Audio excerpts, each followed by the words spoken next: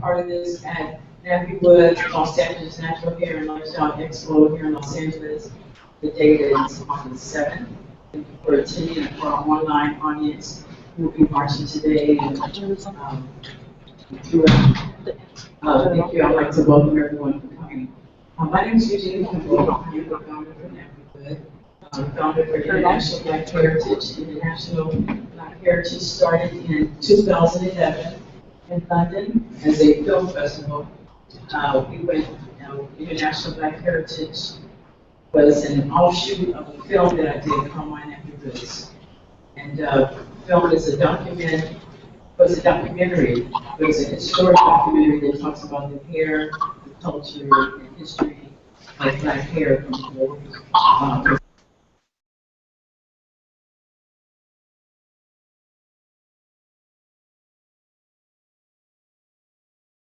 sometimes you have to have things happen under pressure, and unfortunately you break out of that, either you shrink on the inside or you break out. So International Black Heritage is that moment of breaking out. So as a result of being in a lawsuit with Chris Rock, which the film lost, you can look at all of it, it's all online. The film got, people were interested in the film. They wanted to know which film inspired the hair. And I started traveling internationally, and through those travels, I discovered just how profound my hair was, and how it was connected to culturally, how there's a whole history of people on this planet through black hair, and that's what International Black Heritage represents. So the first was in 2011, and this is the sixth annual one. Today, the theme for this year is time for a retouch, remembering tradition, creating new growth.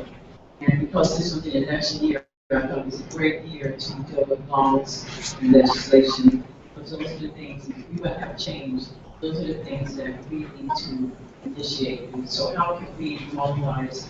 How can we come together? What are the issues that affect us in this great industry that we created for ourselves? What are the laws, either behind the chair, in front of the chair, as a professional, as a consumer? What are all these different issues that affect us? And it boils down to having laws and legislation that relate to us. So that was the inspiration behind the panel that we had. So with that, I want to start off by introducing the panel, and then kind of go into more details over the introduction. But I just want to welcome you. I appreciate everyone being here. I appreciate the panelists who are coming out and sharing their voice and sharing their experiences and sharing their knowledge of this great, powerful industry that is ours and created.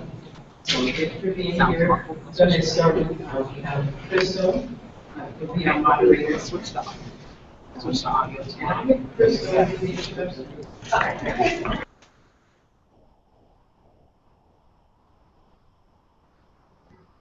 Introduce myself first. I am the co-director of Recycling Black Dollars. It's an organization that has been in our community.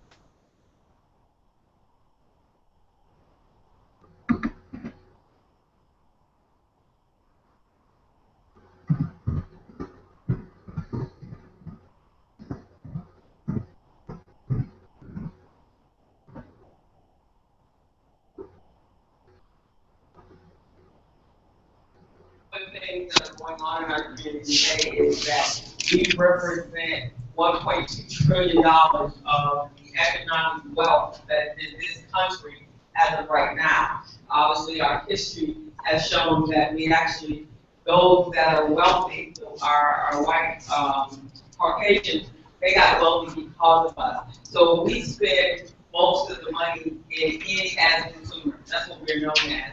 And they market to us specifically for that. So we need to make a conscious effort and that we're bringing our money back to us. What's going on with our children and with us, with the law enforcement, is based on the fact that we just do not have economic empowerment. And they know that we will not rally together, but they make sure of that and use our dollars to help us.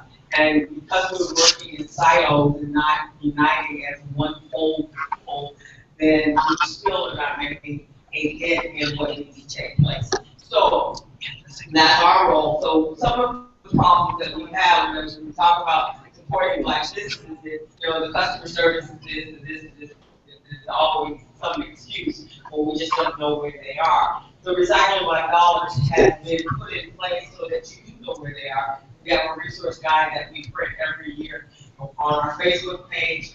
I am always uploading and sharing where the Black-owned businesses are. We're going all in this year, and we'd love for everyone that has a business to advertise in that business in our resource guide and in the mobile app. And the mobile app will be national based, meaning that if you go to any city in this country, you will be able to find where the Black-owned businesses are, because they will be GPS located on your map. So we need us to come together. We need to use our front lines. We need to use our families. We need to encourage our children to understand that we have to operate like other cultures. There's no reason that we don't unite as people. And I was telling a couple, Tracy and having a conversation, if they tell us that we don't get together, but we know that's not true, right? So if you are part of a black college, historical Black college, and if you are part of a sorority, or if you are part of a fraternity, what do you guys do? You come together as a whole, right? You have been sisterhood and brotherhood for decades. So you do get along. If you do family reunions, you get along. If you're part of any association out there, you get along. So don't let them tell us what we can and cannot do. So some of the things that I do, I have my own business as well. It's called Major Business Solutions. I teach our business owners how to do better business owners. And I also bring resources and tools to you so you can grow your business to a higher level, so you can hire your own people in your own businesses, and you can create multi-million-dollar businesses. That's what we do.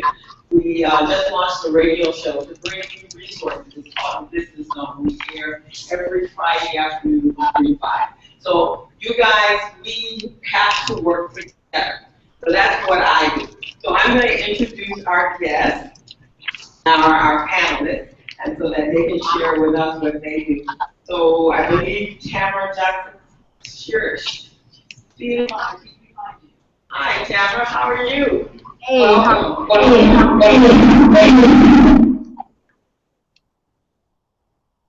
I could hear an echo. Can you hear me?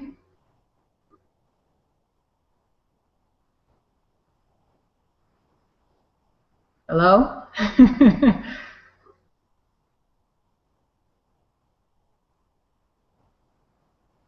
Can you hear me?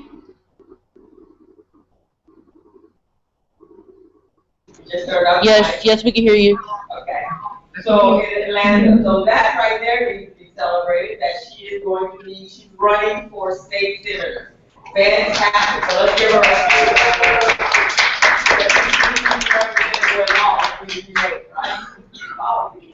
So let me read her a little bit about her. Tamara is a leader in her own right, has dedicated her life to protecting and empowering other people. Tamara wears many hats. She is the founder and president of the Concerned Beauty Professionals, an organization started to address the need to protect the health and safety of licensed beauty professionals and the clients they serve. She is the founder and senior advocate of Positive Beauty, sister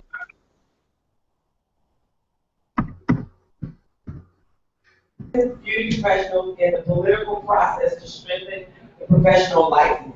She's also a candidate for Georgia State Senate, where she's working to secure a victory in order to be a resource to her community, her state, and to licensed beauty professionals everywhere. She's an avid learner and enjoys reading, sharing information, and empowering others. Welcome, Tamara.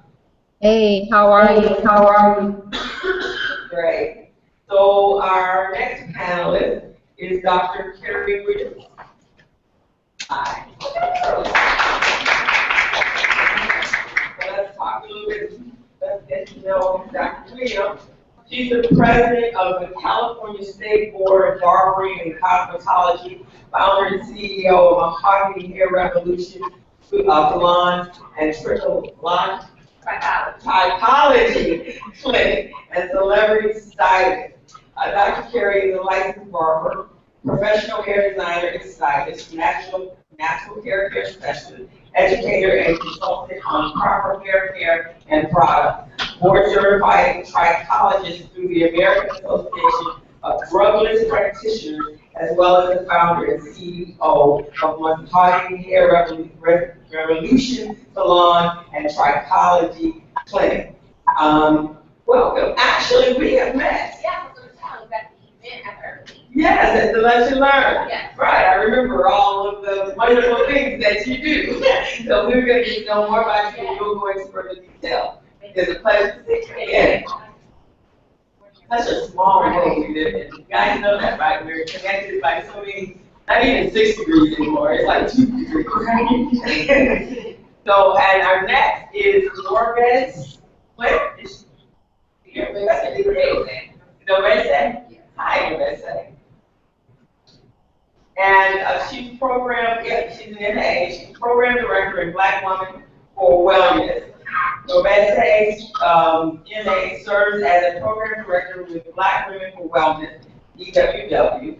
She directs environmental and productive health work, organized community advocacy, and works on policy. And in addition, serves as the head of the civic engagement for California for healthy and green economy. So we will have you go into more detail about that. And then our next panelist is Tracy Sanders, Esquire. She's the founder of Natural Hair and Law. Tracy is an attorney, author, and speaker in Los Angeles, California. She is the founder of Natural Hair and Law. Natural Hair and Law provides workshops, cultural events, and publications that address legal issues related to natural hair. She has a new book out, and it's called Natural Hair in the Workplace: What Are Your Rights? So, welcome, Tracy. We're very happy to have all of you on panelists, 4 of our panelists, and we want to get started.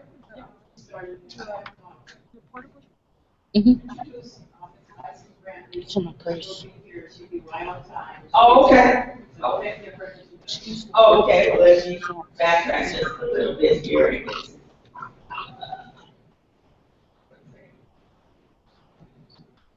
Isis Brantley. She is she's a natural advocate, owner of Ancestral Braiding School and celebrity stylist. Master natural hairstylist, has been a vibrant spokeswoman for Black ancestral culture for over 30 years. Plug it in first. A donor and educator in the beauty industry, Isis has maintained a presence in her community. She's also been actively involved in the fight for preserving cultural identity for African Americans in her decade-long battle with the state of Texas regarding anti-braiding regulations. So she will be here shortly. Okay, so we'll let her tell about herself. So each one of our panelists, we're going to have you guys tell us who you are and what you're advocating and how we can make a change in our community in the hair industry, which obviously is an industry that we really should be commanding. We spend most of that, $1.2 trillion, it comes from there. So Tamara, would you like to tell us about yourself and how you got to where you are and what your role is in becoming a state senator? You say me? Yes, Tamara. Yes. Good afternoon, everyone. My name is Tamara. I am the beauty industry. Actually, 10 years. There's a lot of feedback. Can you guys hear me?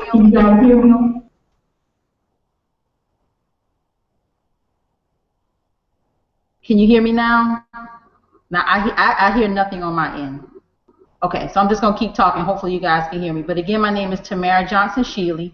Like I said, I owned a salon myself for about 10 years. I provided services for 18 years. My efforts started with the industry because of my love for the industry. I started watching what was happening. A lot of people weren't making money. The industry was starting to take a different shift from when I came into the industry. And I started paying attention politically which led me to Capitol Hill to pay attention on a federal level, and then I started paying attention on a local level and realized that the laws that affect our industry are just all over the place. This year alone, our organization, Politics Beauty, tracked 333 bills nationwide, and licensed beauty professionals don't have a voice in the process. There's a lot of laws that are being written and passed, and we don't have a voice in the process. So our organization is about helping licensed beauty professionals have a voice in the industry that feeds their families. Very much. I think that's much needed in our community, and someone taking the lead on that is excellent. So now we're going to introduce and let her talk who Dr. Kari Williams, tell us about yourself and how you got in the space that you're in. Good morning, everyone. I'm so happy to be here. I'm Dr. Kari Williams. I'm a trichologist with a specialist in hair and scalp disorders. And I own Mahogany Hair Revolution Salon and Trichology Clinic right here in LA, in Mid-City, right on Pico and Hauser. I'm also the co-founder of Ancestral Beauty Products, which is a product line that I launched last year. And I'm actually currently the vice president of the state board. Last year, I did serve as the president of the California State Board of Barbering and Cosmetology, first Black female licensed individual on the board, and the youngest member that will be appointed to the board. And I'm similar to Ms. Tamara, being in the industry and being licensed, I know there's oftentimes been a lot of conflict regarding natural hair being a licensed part of our industry. The board was sued back in the early 90s with by Dr. Cromwell, who was the non-creator of Sister Law. So since then, there's been an exemption law for braiding.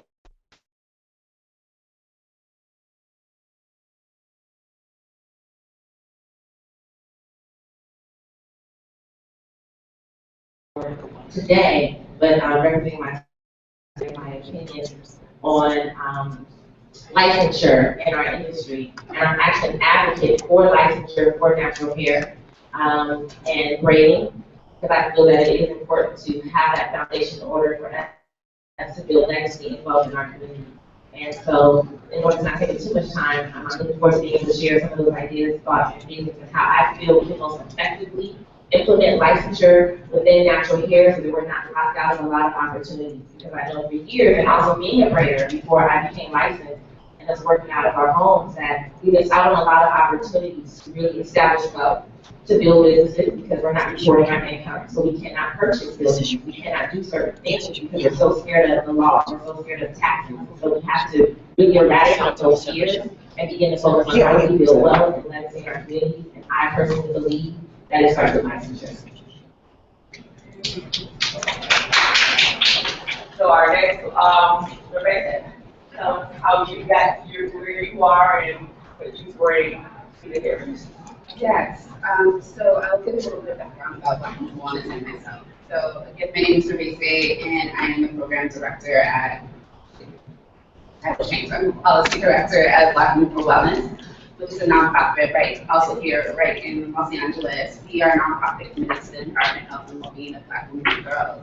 And what brings me to this space is that we had done some research around environmental toxins, particularly ones around hair care products that beauty stylists use, beauty stylists and consumers. And we started that because we had started seeing health, the whole gamut of health, and seeing these disparities within Black women, right? Low infant mortality, high infant mortality, very low birth weights, cancers, all these kind of reproduction and neurological disorders that are happening. And we were wondering, was there any link to some of the things that we were using? Also knowing that hair, and particularly when it comes to Black folks, it is a multi-billion-dollar industry, is what you said. And also, that is a cultural exchange, right? In salons and stylists, doing the braiding and the time we talk to others, right? And it also sometimes, not sometimes, it's been the backbone of money and economics. And then looking at what are we using, we found that the majority of the products that we have on our shelves have not been tested, right? We had like AGOT, right? The things on our shelves, the FDA, somebody regulated this, right? ultimately, it's up to companies to say that they're safe and test them, and for us to prove, right, if there was something wrong with them, right? So as we looked at some of our study and after 5 years, we noticed the beauty stylists, they had a higher tendency of having low birth weights, babies, they had a higher tendency of miscarriages than the regular population, and that was already high as itself. We saw some economical issues in terms of scanning and things like that. And we also noticed that it's a respiratory issue when it comes to breathing, especially for folks who work in places with a lot of heat going, and a lot of different, let's say, if like Brazilian blowouts, things like that, right? And from that work, we put it all together. So we also have our research that's here, and I can give you all the executive summary of it. But we also started to look at some of the products from the natural, right? And folks are going natural. Is that stuff really natural, right? Because we have this idea of like, oh, well, I'm not using a relaxer anymore, right? And that's the okay, right? And so we started looking at what are the milk products, and I can talk a little bit more about what we found in those products and some of the policies that we've tried to produce in California to make sure that you don't have to be expert in chemicals in order to be able to find things that keep us safe and our families safe.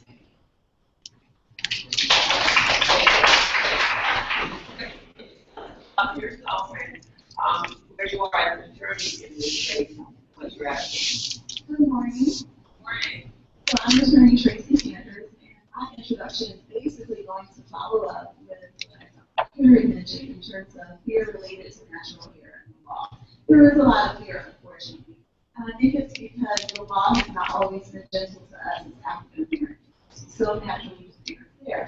However, I think that the natural hair movement is providing a wonderful opportunity for economic empowerment, social empowerment, as well as political empowerment. In terms of what I'm doing within the movement, threefold. First, I think education is very important. So in terms of education, I wrote a book, and it's entitled Natural Hair in the Law, What Are Your Rights? I'm also conducting workshops across the United States at various natural hair expos. So these ago,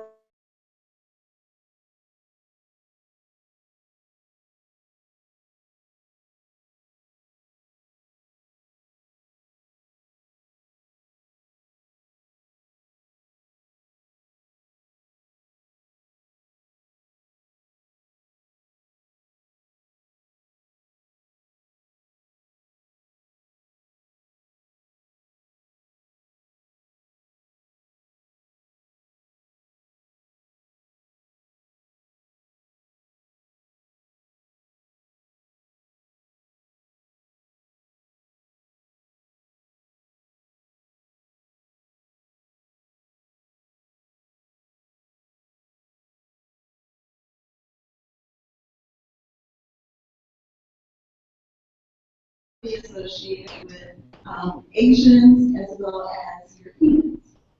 Then the second type is curly. So curly hair is associated with African Americans as well, but primarily the base of curly hair is going to be Latinas or Middle Eastern. Now, there are a lot of us fall in this space, and we have a lot of mixed race people, so that is not to say that you don't have black women with straight hair or black women.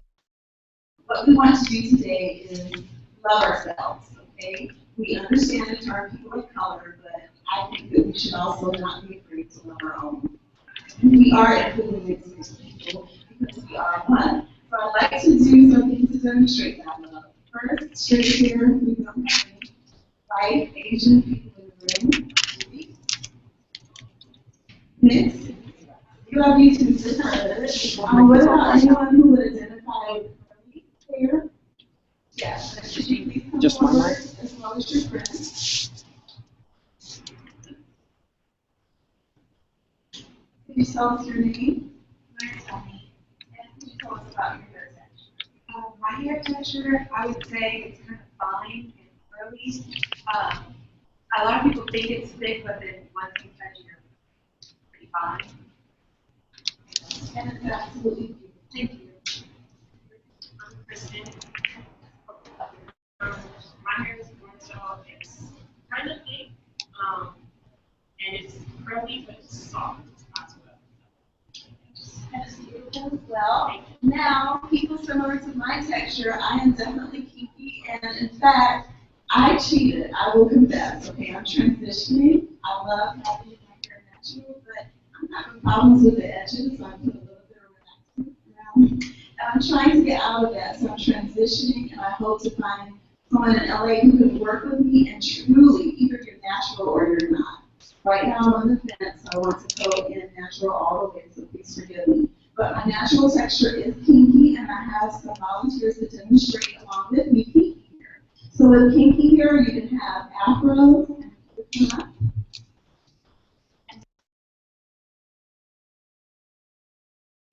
my hair texture is definitely kinky.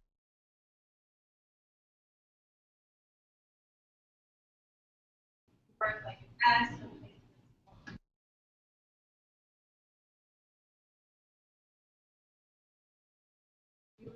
Love it. And we also have another demonstration of kinky. So this is kinky with twist. And if you can tell us your name and your hair texture and also show the photo. Gina, it's kinky and it has this three different textures. The spirally, some shred, and my hair is really long.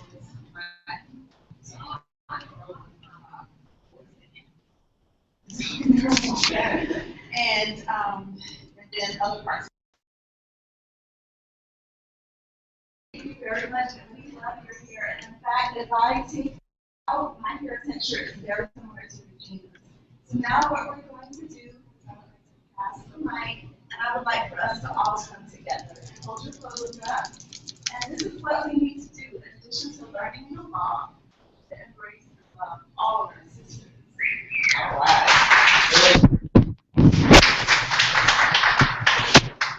Okay. So now we're going to get on with our questions. And so here's what I would be interested in with the three of the ladies. So when Madam C.J. Walker embraced our hair and created a streaming home, we've moved so far from that, from then to now. But one of the things that she was a millionaire in her industry because she recognized a problem and she solved it.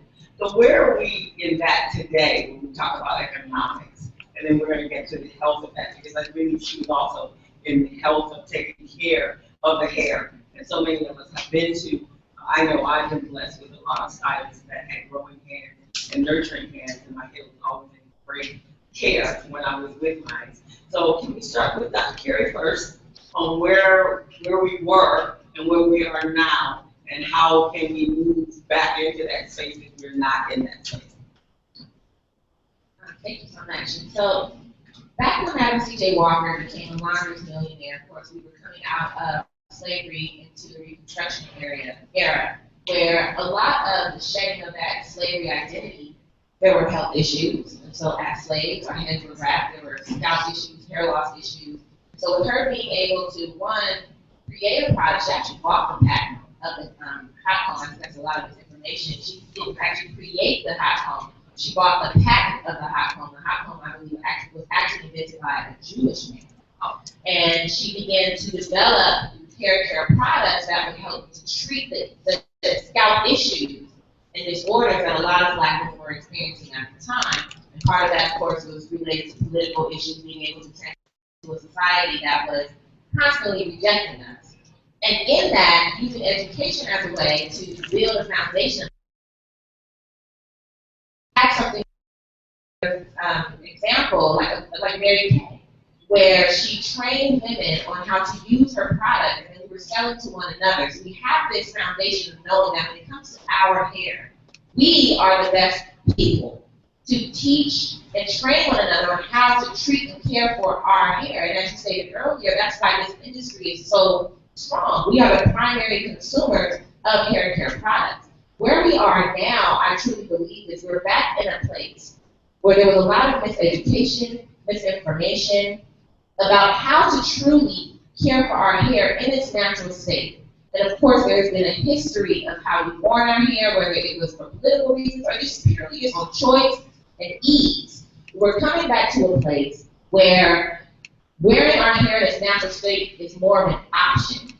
So I tell women all the time, black hair is very versatile. We can wear it straight if we want to, we can wear it wet, we can wear it curly, we can do all types of things with our hair. Our hair is very unique. But it was not always an acceptable option for us to wear our hair and to feel sexy and beautiful and professional and all of these things. And now that that's happening, it's creating a space of opportunity for us to begin to serve and build businesses where we are addressing the needs of one another. So it's all cyclical, and it's an opportunity, as we're already seeing, many young black women being able to build businesses by creating products. And I think we need to really eliminate this mentality of lack. There is enough. And so the opportunity for us to build products and to build salons and to build clientele and to be able to serve one another and to get rid of this idea that we can't help one another. And the opportunity is there. As a licensed professional, I say all the time, because of the misinformation that there weren't professionals who knew how to care for, treat, manage, style hair, black hair specifically, in its natural state. We now have an opportunity where you can literally build a career. We don't have to work out of our kitchens, out of our living rooms. We can literally build businesses and build a career on helping one another, on supporting and embracing one another, and be able to build and establish this economic foundation. That's what Matthew C.J. Walker did.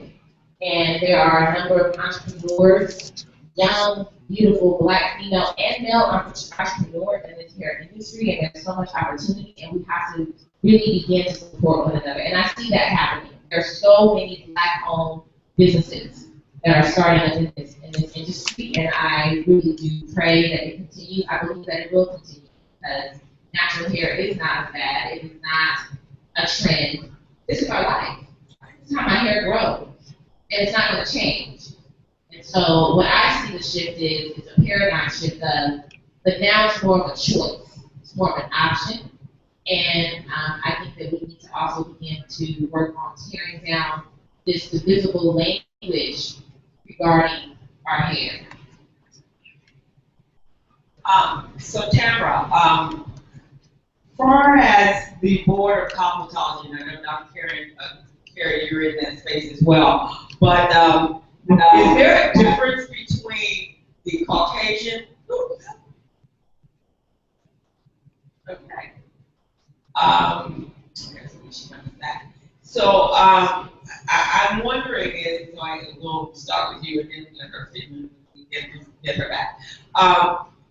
Is there a difference the way our black hair stylists and their salons are judged or advocate or monitored versus the white stylish beauty salons when it comes to the board of cosmetology?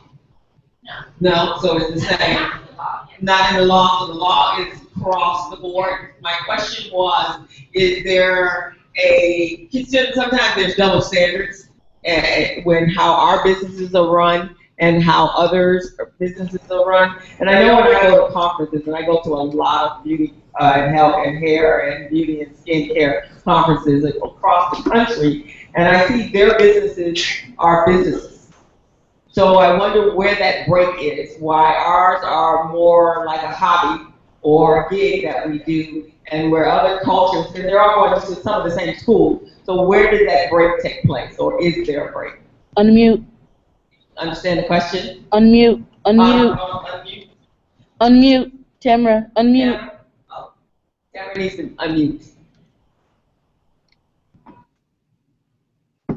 Can you hear me? Can you hear me?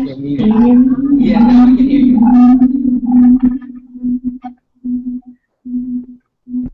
Can you hear me? I hear feedback. Okay. Can you hear me though? Just nod. I can see you. Okay, good. The question, I think what you were trying to get across to me was there a difference between what we see in the Caucasian hair salon versus the African American hair salons? And there has been a difference. some states, we're looking at this natural hair movement. Missouri introduced some legislation this year that died. It didn't go any further, but they're trying to redefine the whole natural hair piece away from cosmetology. Those natural hair salons won't be governed under the cosmetology board. They will, some of these states have been sued, and I was hopeful that Isis could have definitely spoke on that. That was something that she experienced. But we have separated ourselves. I believe, honestly, from a licensed beauty professional standpoint, it's to our detriment that we are starting to separate ourselves and not have the oversight that keeps us a legitimate profession. So I think we're doing some of this to ourselves in order to be separate, and our separateness is unequal, and which is causing us to have salons that are substandard. They don't look like the Caucasian salons. You go into some of our natural hair or our braiding salons, you can tell that they haven't been inspected. They don't have any standards. So what we see is something that we're doing to ourselves, and is honestly to our detriment.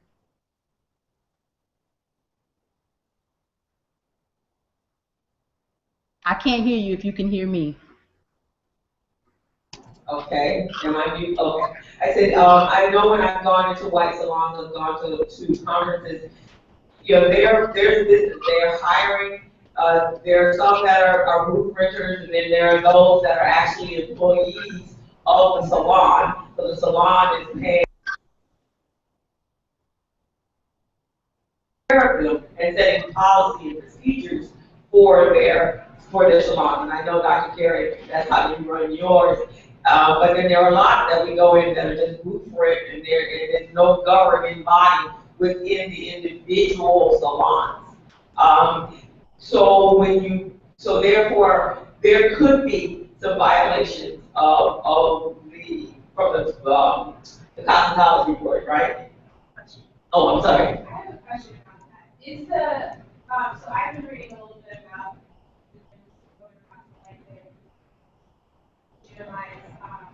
but is the pushback against licensing that a lot of these cosmetology schools are teaching black hair practices anyway, and that it's just like an economic barrier for hair braiders to go to cosmetology school, not really learn the trade, when they already know how to braid sisters, friends, that it's just like giving unnecessary monetary obstacle. Like what would you all say for those hairstylists? You know, like knowing that the broader industry is not going to be for black hair. So I guess the question is, should they be licensed so that you can make sure? I guess I want to know, like, taking that into account, you know, for women of color who already have, you know, fewer economic opportunities to take those steps, like, what would you think would be necessary to take into account that? Oh, okay, so which Tamara, can you answer that? I could barely hear her question. Could you restate it? It was breaking up really bad. Question one, it appears that a lot of our hair braiders, when we do, and I know I'm as well guilty of this, you just want to braid. You just don't, you're not necessarily finding out if they're licensed or not, and possibly they're not if they're working out of their homes. I think I've only been to a couple of braiders that actually worked in a salon. So her question is, there a I think my question is like, maybe like pushback? Yeah, like what is that part of the pushback or part of the pushback like? Okay, we'll let Tracy. I think what you're asking is that you're double standard codes. I need to do better without my echo. A lot of the cosmetology codes are state-based, and Tamara is going to answer it. But what she's asking, a lot of cosmetology codes are state-based. Each state is required to make its own regulations regarding cosmetology. A lot of the states include braiding and cosmetology regulations, but they don't take braiding into account. So you have cosmetologists who have to spend at least $25,000 in some states to get a cosmetology license, but then they're not taught how to braid hair. The argument is, if I have no income, or if I have children, or if I have my family, and I have to go to spend $25,000 to learn how to do color, to learn how to do lights, to learn how to do everything that I would actually do as a braider, why is this fair to me? So that was your question, right? And the answer is that each state is allowed to make its own regulations regarding hair braiding, which falls under cosmetology. A lot of the laws are archaic. A lot of the laws are European based, and quite frankly, a lot of the legislators have no idea in terms of Black hairstyles.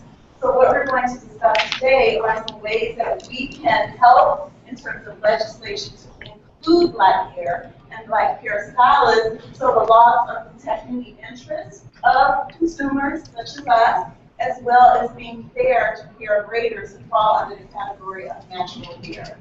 Does that answer your question? Yeah. And would you like to elaborate on that from a legislator standpoint, Tamara? So her question was,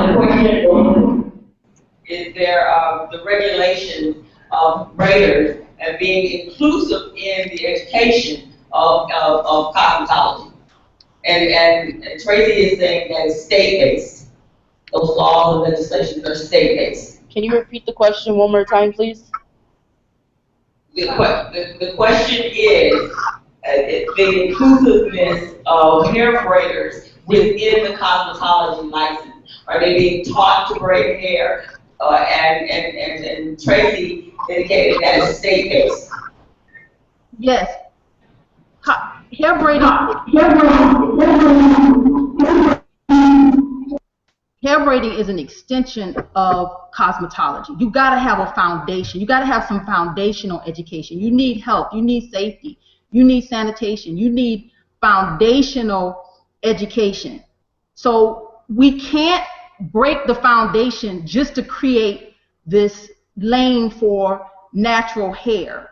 We have to figure out how to get the foundational education and then build upon that with natural hair. With anything else we'd like to add to it, but what we're doing, we've become so divisive in this industry that we're killing ourselves as professionals. There's not going to be a professional beauty industry if we don't start to understand how this thing actually works. It gets complicated, but it's simple. That, like I said, we're doing this to ourselves. I didn't want to speak for Isis today. I was hopeful that she would be there. But when you have people that sue the states because they want to be there in their own lane and they want to do their own thing, and you're killing the entire state of the industry as a whole. You dilute it. When you have everybody providing these services without the proper education, you have what we have now. We have tremendous problems in this industry as a whole. I don't know if you guys can hear me. I think so. I think it's just difficult, when we have so much ancestral knowledge and spiritual knowledge about preparing the Black hair to, I don't know, to not legitimize that. You have another. Yes.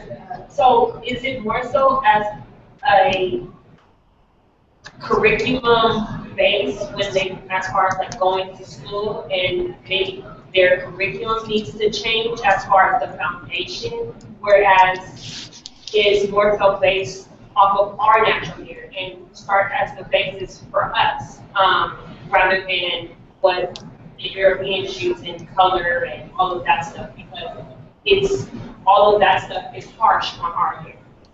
I'm gonna let Dr. Kari, because I believe she was there, California. You can cover what our legislation policies are. Yeah, the first thing is say I completely agree with Tamara, but girl, I need to get your contact information so I get some help over here in California. So to address what happens here in California, there's an exemption in the law. Our schools are set up to help understand how to protect the consumer. The state board is all about consumer protection.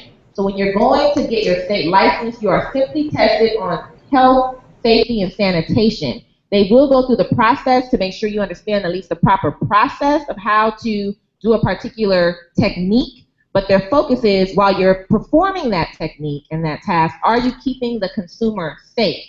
Okay? And so when it comes to natural hair and braiding, and you're concerned, well, why is it so necessary then if we have this cultural practice to have it regulated and licensed? And so a lot of the pushback, at least in California, and I know I went before the Senate last year to discuss the possibility of having licensure for braiding, is that a lot of stylists, a lot of braiders and stylists feel, why do I have to go to school for 1,600 hours if in the curriculum I'm not trained, and on the state board I'm not tested on how to braid? So now I feel like I'm not only wasting my money, but I'm wasting my time.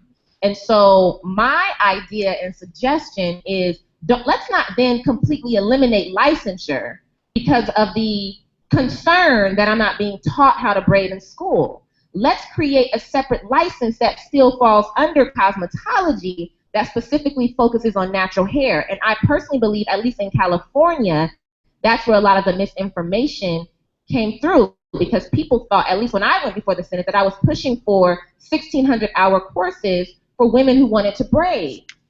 My idea, at least, is similar to the carve-out for a manicurist or an esthetician. If I simply want to focus on doing nails, I only have to go to school for 600 hours. So I learn the safety and sanitation of how to protect my customer and the technique and skill of how to manicure nails. So I personally believe that licensure for natural hair, and that we have the business in the industry to be focused on, and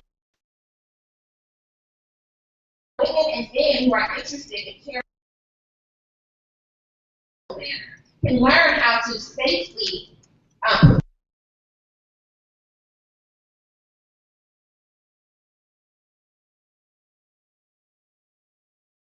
and things like that. You can even because you can't sit here and tell me that we're not experiencing damage to our scalps and our community from improper braiding techniques. Because yes, it is culturally passed down, but no one is being taught how to do it properly. But the issue that I personally had when I went before our Senate is that because we are not formally licensed, that as Black women, when we are experiencing damage to our hair and or our scalps, we don't go and first of all, we don't even know there's a board that we can complain to.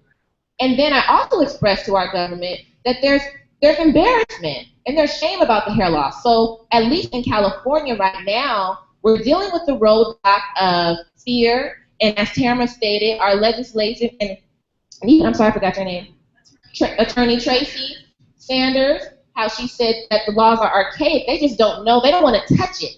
They're just like, we don't want to touch it. And the main question that was asked to me is, when you're trying to pass a law or a regulation, the question is why? Why is it necessary? Where is your proof that there's consumer harm? And it was very, very difficult to demonstrate consumer harm, which would then legitimize a necessity for a law. So right now in California, there's still an exemption in the law for braiding. So we definitely have to come together as a community and express the need for it, but then also be very vocal about how we feel it should be structured. Because as Esquire Tracy said, they don't know. They don't know, so we have to be able to organize and tell them, because then they will try to enforce just, okay, if you want to braid, go and spend 1,600 hours, because we don't know. We have to be able to dictate, okay, licensure and regulation for the safety of the public, but this is how we feel it should be structured, so that we're not forced to learn how to relax and color. Well, some of us naturals want some color. But relax and press hair if that's not something I'm going to do. And let's speak on the health part, because something you indicated that some of the products are creating long-term damage with our unborn children, and so something that I hadn't even thought about that. That never even came to mind as a consumer. Yeah. So I think it's very interesting in terms of talking about the regulation, because that's one of the things that came up. We work with stylists. We're talking to them about that. And let me be clear about Black Women for Wellness is the way our take and our view is this. You can wear your hair however you would like to wear your hair. right? We're not trying to dictate a certain like way to wear your hair. If you want to be natural, natural. If you want to relax your hair, you want to relax your hair. That's up to you, right? For us, it is where that you are healthy and know what you're getting into, right? And that's for everybody across the board. So, for example, one of the things that was found in research that is in a peer-reviewed article was said that detanglers, they did a test on detanglers looking at little black girls, and girls as young as 2 started puberty, right, or certain signs of puberty from using detanglers because of the hormones in detanglers, right? Another review that we saw in terms of another study that was done looking at relaxers. And it was lithium hydroxide relaxers, which are lye relaxers. And it said that, it was linked to fibroids for folks, right? And knowing that fibroids impact about 80% of Black women in their lifetime, right? And so for us, just taking those 2 studies, right, or 2 things, and then looking at, well, all right, one, fibroids is an issue in the Black community, and for a long time, the way they used to treat fibroids was hysterectomies, right? And so, I mean, my aunt was one, right? That was the first thing they went to when she was 32 years old. Oh, no children. Well, we're just gonna take it out, take your uterus out, right? So having that, right, and then thinking about those implications in our community, right? If we have fibroids and it was linked to, and then that #1 treatment for us was hysterectomies, what does that do to our reproductive lives, right? Same thing with detanglers. When we have children as young as 2 years old starting pre-puberty, right? So in the research study, after we saw what was going on, they told the parents stopped using it. It started resetting the clock for our children, right? But most parents don't know that, right? So they're still using detanglers. I mean, one just for me, all the detanglers that we use. And so we're starting to show puberty signs early. So what does it mean when little girls look older than what they really are, right? And then how do we become in this space where we're already hypersexualized when we have 5-year-olds, 6-year-olds looking a little older than they are because some of the stuff that we use in our hair. So this is the space and where we're looking at, and these are some of the policies that we're trying to look at, because for most folks, or at least for, actually, let me back up, for folks who are in the business, right? So if you are a stylist, right, and you get the Stylist Salon size stuff, there's no ingredients on the list, right? You get a sheet that tells you what's in it and what's not. There's no ingredients that you can turn around on the bottle, right? And that's for a lot of folks. And for us, how are we going to able to know, right, to track what is in these bottles if we can't even get an ingredient list, or if you as a stylist, right, can't turn around and see, well, is this propylene glycol in here? Is it some other ETCA? Is there any other type of chemicals in here that might be causing our health or might be causing a problem? And on the top of that, the folks who are trying to figure out those are organizations like ours and Voices of Earth and other organizations that are in the health field. There is not like a huge, or there's not like some, again, government agencies looking at these things. So we have to be looking at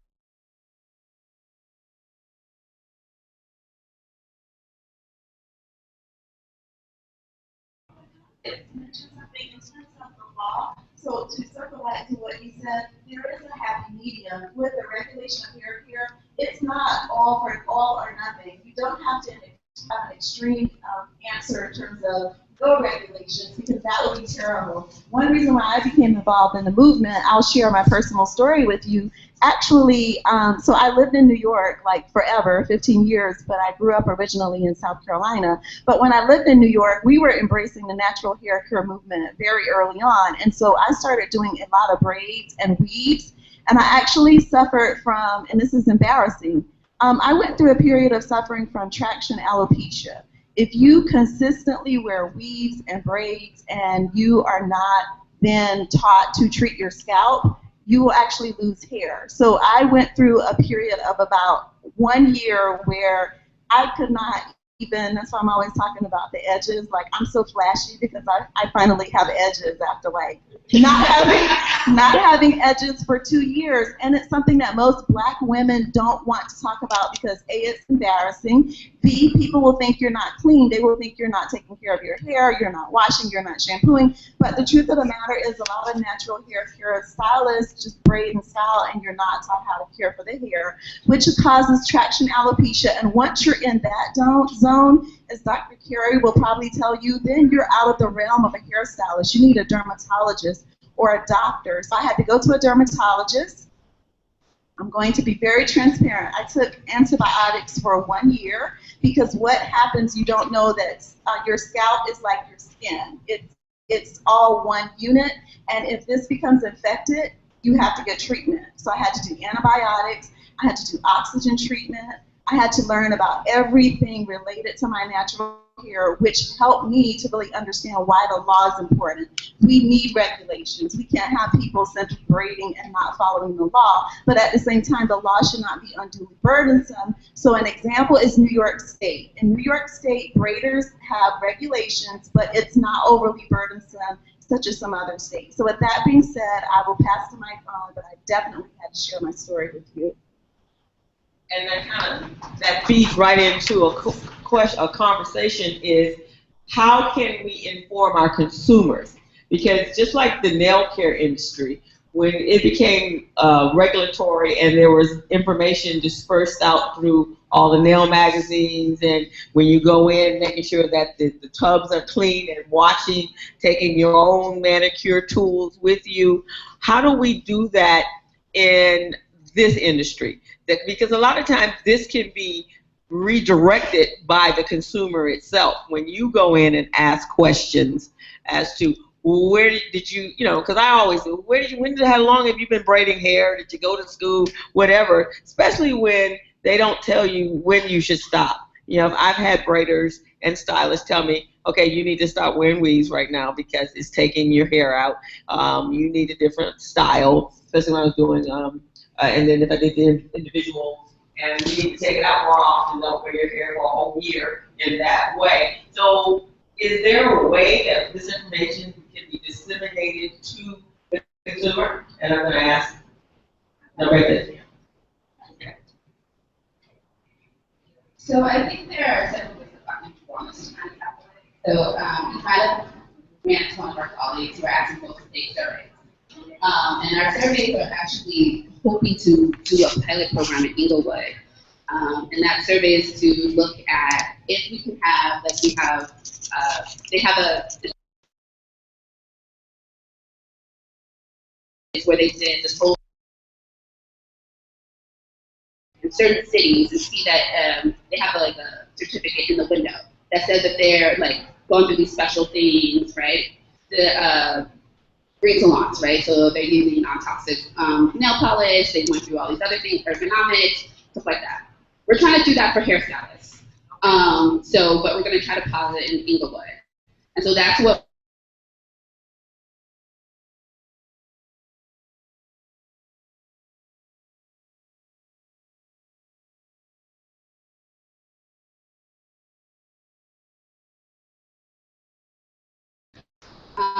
to get that close. The other thing is, ask, at least when it comes to chemicals, ask them what they're using. Ask your stylist what they're using, right? And see, and we have a chemical card that has a couple of different chemicals to watch out for. You can ask folks who are in here, hey, is this really natural? Or what does it mean when it's saying it's organic, right? Or that it's vegan, right? All products are mostly vegan, right? Because they're not have animal byproducts in it. Doesn't mean that it's healthier for you. Right, so start asking questions to folks and start looking and thinking about what type of, and using our dollars to then start buying stuff that's actually healthier for us, right? And start using that as a way to okay, well, these people are acting like they're natural. These people really are. Let me put that extra couple of dollars, right, over here, and maybe the rest of the industry will come with you. Now, are there laws? I know curly hair I know that's law, and I've researched that myself. But are or something that spits out, let's say for our children. So if we go to Black doctors, pediatricians, are there outlets that we can disseminate that information to them so the parents, if they leave, because a lot of us, for us, and I don't know about you guys, but I know this for a fact, that is a lack of knowledge that keeps us where we are. And Tamara can probably say that as well. And all of you here is what we don't know, and we just operate based upon what we do know, or lack of what we know. It's really quickly before I pass it on. There are definitely laws that you can put it out, and I mean, Black Women for Wellness is a space that we also put this information out, so you can come and visit us, or on Facebook, we have almost 300,000 people who follow us. That's a way. But I also want to make it, like, education is very important, but I also is not that is not the end-all be-all. It is important that our institutions keep us safe. It should not be on consumers to figure out if something is killing us in products. That should not be it, right? So I know that we always talk about like education, and I think that is really important, but let's not put this on like the mom who's trying to figure out like what to buy and then feed her children and whatever, right? To figure out like, let me make sure that all of this is great and, you know, figure out all these different chemicals and read up and be an expert on chemicals, right? That's helpful. That's what we can do in the right now. But let's make sure that we also hold our elected officials accountable to us in our community. We put them in office, so let's make sure they're doing their jobs. Okay, then I'm gonna turn it over to Tamara for that question. So how do we make sure our elected officials are taking this to the appropriate channels to make those changes and get that information out there to our consumers, to our moms, and to those of us that have gotten our hair braided or whatever we do with our hair? Law and our approach. We can't go to our elected officials and not have a plan, an action plan. And I'm hopeful that maybe out of this conversation we can start that dialogue about what we actually want to see happen. Legislators, like the young lady said, they don't have a clue about what we need, what our industry needs. You know, the professional licensure for this industry, they have absolutely no clue. It is going to be our responsibility to define this industry. And I think this is a great forum for us to have that conversation, continue that conversation, and hold our elected officials accountable. The obstacle becomes that every state operates under its own jurisdiction. So we have to literally attack this problem state by state by state. And that has been our goal. We're two organizations in one. We're the Concerned Beauty Professionals, and we're Politics Beauty. With the Concerned Beauty Professionals, Black Women for Wellness is one of our alliance partners. We actually talk to them pretty frequently. So we get updates and great information from them. We have a designated research scientist out of the University of Minnesota, because we have to have documented information that says these chemicals are hazardous, or we need to address this based on what's in this product. So we actually have our own science. We've done 2 studies ourselves in salons. We've tested the air in the salons. We've tested the products in their breathing zone, the air in their breathing zone. We tested their hands to see what they were actually being exposed to. So we're trying to come up with our own solid information. When you go in front of legislators, not only, like I said, you have to have a plan, you got to have proof. I've actually testified in front of the state senate in a committee, and you have to have proof. And what was our ammunition this time around, that time around when I actually testified, was the fact that we tracked the fine totals in the state of Georgia, and we noticed that the state of Georgia was collecting $1 million a year in fines. So 2 things had to be going on here. Either there was a problem with health, safety, and sanitation, and there's a reason why you are collecting this amount in fines, or were you just collecting this money and putting it back into your general fund? Honestly, that was our ammunition that got our bill to the floor to be addressed. But you got to have legislators that have a heart for this industry. The legislator, you know, God bless her, she did the best she could. She don't know a whole lot about this industry, but we have to have professionals inside of the legislative process, and that was part of the reason why I'm running myself, because you got to have a voice for this industry. Our industry has never had a voice. So it's a lot of steps, but I'm glad that we're having this conversation. So and I think you have the right people on this panel, and we need to continue this conversation, this dialogue every year, and we need to come up with a plan for natural hair. We can't just let others decide, or we just can't say, okay, states, y'all have no regulation for it, because that's literally what's happening. They're saying, okay, well, we don't know what to do with this, so we're not going to do anything. We don't govern it. We don't inspect it. And we can't have that. Not like these ladies were saying, we're not only a detriment to consumers, but it's a detriment to professionals providing services. We have to, this industry has to have some sort of licensure to be a legitimate profession. So with that, I'm going to ask this question. There are a number of associations. I'm opening up a beauty salon for men at the end of the year, and one of the associations that I belong to is Pro Beauty Association. So there's a conference every year, and I've gone to many other conferences across the country. So is there an association or can there be an association that you become a member of, and for whatever that fee may be, and then that information is disseminated out? So first question is there associations that pertain to our natural hair and our hair, which is different than everybody else's?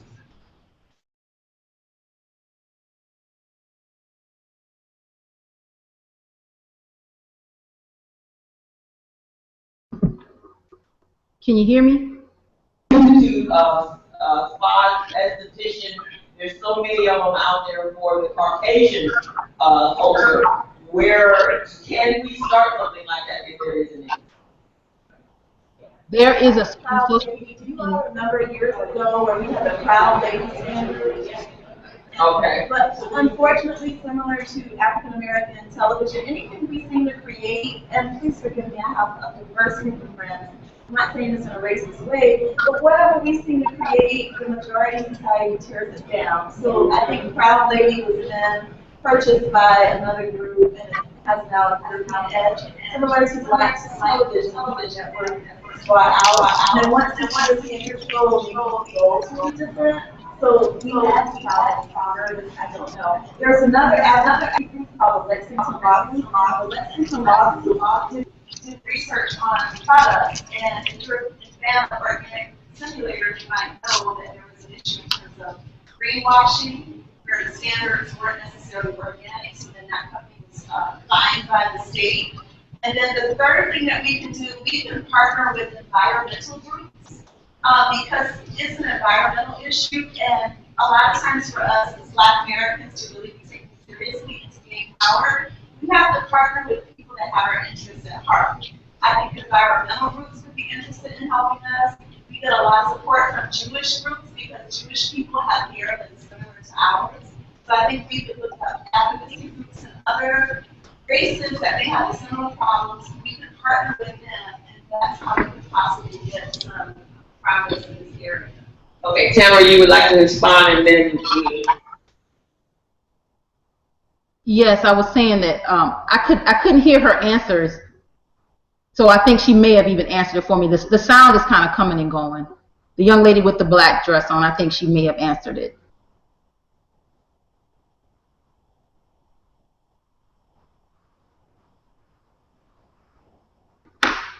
To mention about Proud Lady, also there's an organization that started back in the 70s or 80s because there were other cultures, and all of this is through the documentaries, like years of research.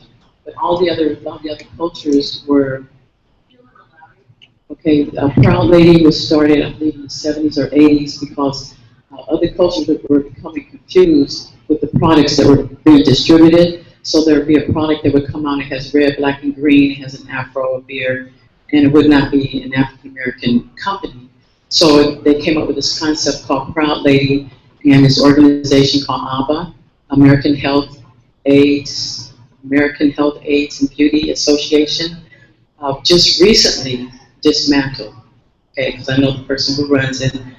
There was a lot of other influences that have come into it. So now the organization has retooled, and I've just recently, probably within the last 6 months, but it is more of a multicultural organization.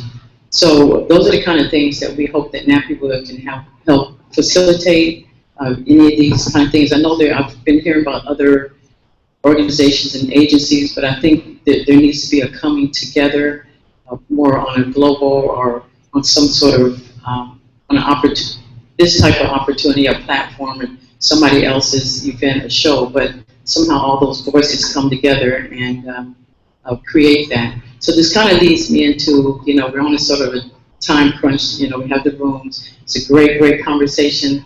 Every time we have this, this conversation needs to continue, but one of the things I want to do this year that's a little different is that you guys have already started talking about it, but it's to talk about the solution and actually have resolutions that we, like 1 to 10 resolutions that will come out of this conversation, and then we will put it out online and be able to put it out for everybody to see. So I want to invite the people that are still in the room. I'm going to let you guys close it up, but before everyone leaves, I want to invite everybody to come into a circle, which is a very indigenous cultural thing that we did for years. So come into a circle, have like a very short discussion, have one person to do the writing, whoever has the neatest writing, to write the fastest, and we're going to come up with like 10 resolutions, 10 solutions, like you said, an organization is one. But something else you just said. Yeah. So anyway, I'm going to let them close it out, then we're going to come together, come up with these 10 resolutions, and so you guys are the co-authors of what we're going to be presenting out for 2016, 2017, for how we can bring this all together. And thank you. So I think that, and we have to do this in the economic place, in the business place, is we know what our problems are. So now we need to have be solution oriented, and we need to follow through. So we're in a room, and I believe we're all in consensus that we need to take care of ourselves. So we need not to worry about anybody else that are outside of the Black community or the African American community, and we need to set our own standards for things that will work for us. No one knows us better than us, and we're here with some powerful ladies and gentlemen, and we need to create whatever we need to create and make it happen and stay committed. So I'm going to say one thing as we're closing in is, and Attorney Tracy, here's what is usually what happens while we have to sell out. We do not support each other. That is what happens. We stop supporting. We get on the bandwagon in the beginning, and then we taper off, and we go off to the colder ice that's across the street instead of dealing with the ice in our own backyard. So when we create our solutions, Regina, we need to be committed to those solutions, and then we need to each go out to all of our peers' environments, all our friends and our families. We can start there, and then encourage them, and then they go out and do the same thing. And I think that's how we create solutions that we can stay with and support. And so I want to thank you all for your contribution. I think you're brilliant young women, and the millennials, you guys, are the ones that have to take over for those of us that have been out here doing our thing for a while, and we need you guys to step up and be forceful, because you have other avenues that we do not have, or did not have, in order to move our movement along. Okay, so I'm going to get to you. So I would just like to thank everyone, and I do hope that we can come together, being on the board. I'm in my last year, but I more than likely will be reappointed for another 4 years. But I will say, after having conversations with the executive director of the board, that in order for any type of progress to be made, at least in our state, there has to be some lobbying outside of me. That would create a conflict of interest. I wouldn't be able to be involved on the board side if I were to lead something like that. So definitely someone in our community has to take the lead and be able to pair up with someone in the legislature, whether it's an assembly person or a senator, to help at least start to write the bill. We can get some movement and some traction. And so thank you all, and if you're interested in maintaining contact with me and or supporting my business, the name of my salon again is Mahogany Hair Revolution. You can find more information about our business and salon at Mahogany Media, Mahogany Revolution, or Dr. Kari Williams. Find me, and then as well as support of my product line Ann Carroll Beauty, AnnCarrollBeauty.com. You can also find us online with all of our social media at Ann Carroll Beauty. And I hope to see some of your beautiful, shining faces throughout LA or at my salon. Okay, so we'll have Tamara close out, give her our,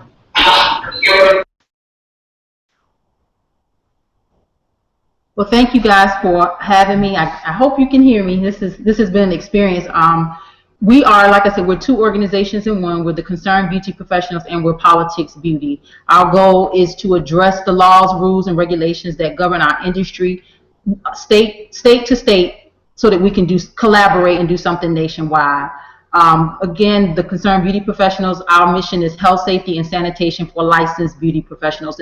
In order for this industry to remain a legitimate profession, we have to have licensure. And before we create licensure, we got to be absolutely sure about what we want. So I want to thank Nappywood for putting together such a marvelous panel and giving everybody an opportunity to dialogue, and let's figure it out. We can get this thing right, but let's do it right and let's get it right. So thank you again. You can find us on social media is Politics Beauty or the Concerned Beauty Professionals, one of the two. And I'm Tamara Shealy, Shealy. Thank you guys for having me.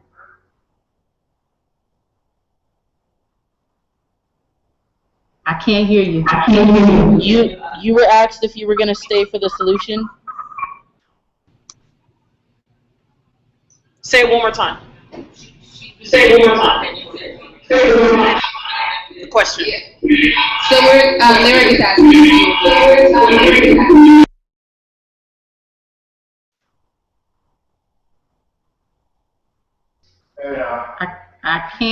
I can't hear you guys. I can't hear you. Try it again. I can't hear you guys.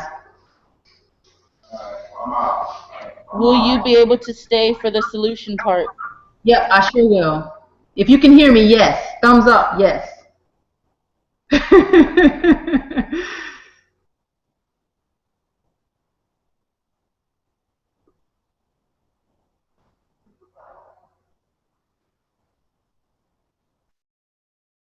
And to Dr. Kari, she has to be on the board. You joined the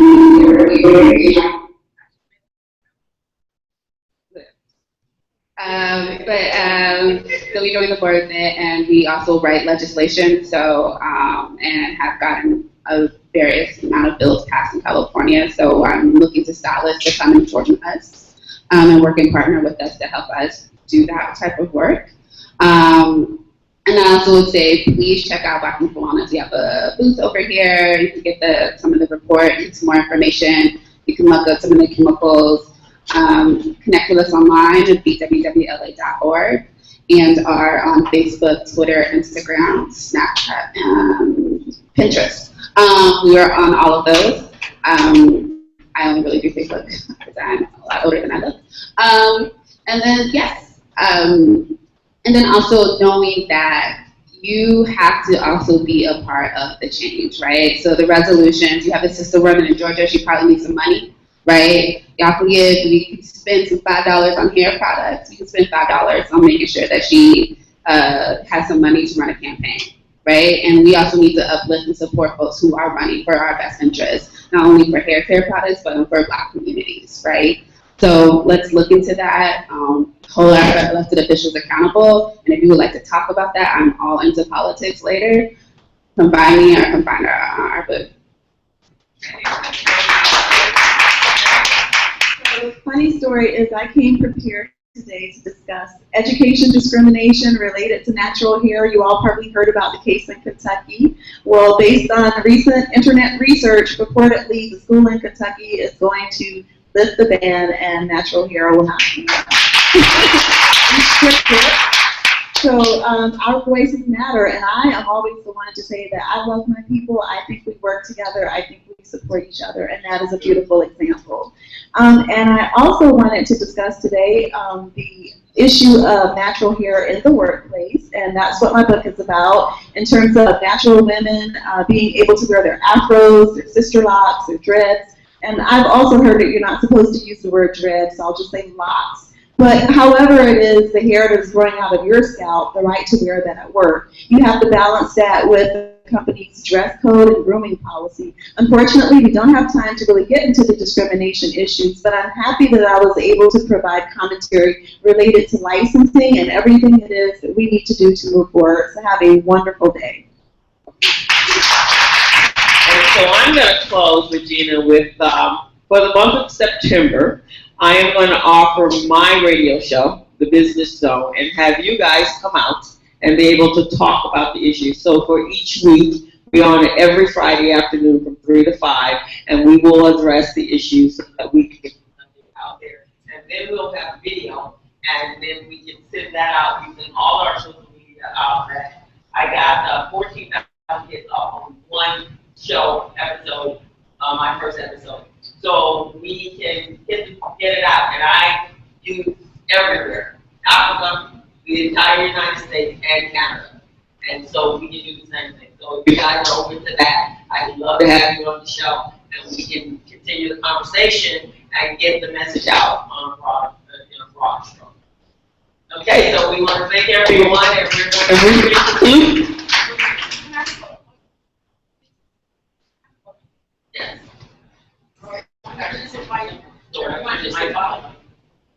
Are we still recording? Are we not?